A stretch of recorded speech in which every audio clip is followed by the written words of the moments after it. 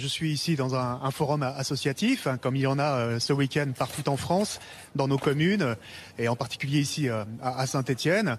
Et c'est beaucoup plus que de l'inquiétude, c'est aujourd'hui une colère froide. Il y a un an, figurez-vous, nous accueillions avec beaucoup d'enthousiasme la nouvelle que la France allait organiser les Jeux Olympiques et Paralympiques en 2024. Et donc il y avait un espoir, notamment ici des bénévoles, des éducateurs, des dirigeants des clubs sportifs.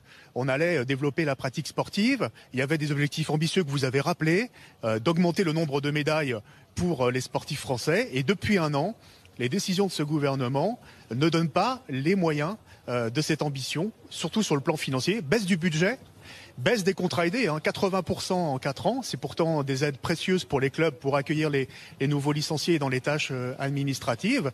Et puis là, nous apprenons cette semaine dans la lettre de cadrage la réduction de 1600 postes au ministère des Sports, c'est-à-dire 120 millions d'euros d'économies sur le dos du sport en France.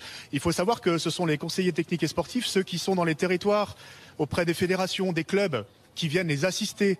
Il faut savoir aussi que ce sont les agents du ministère des Sports qui sont dans les départements qui vont subir ces décisions. Mais comment expliquez-vous cette situation? On a des ministres des Sports populaires choisis notamment et aussi pour leur notoriété, pour porter les valeurs du sport français, et il manque la volonté politique derrière, c'est ça que vous nous dites?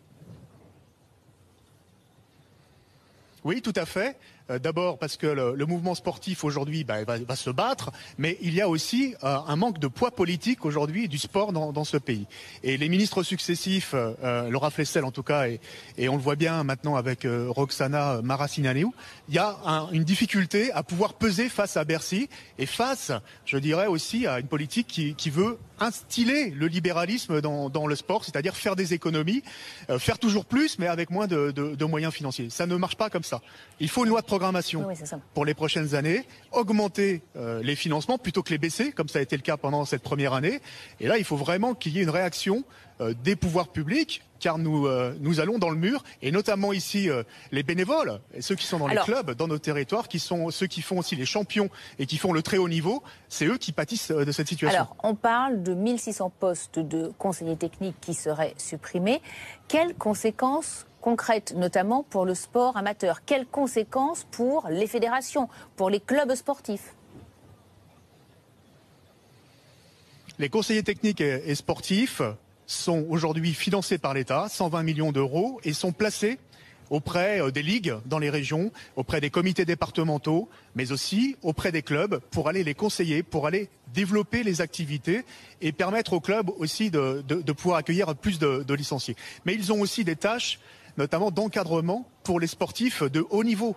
Donc c'est la fabrique à champions dans notre pays, les CTS.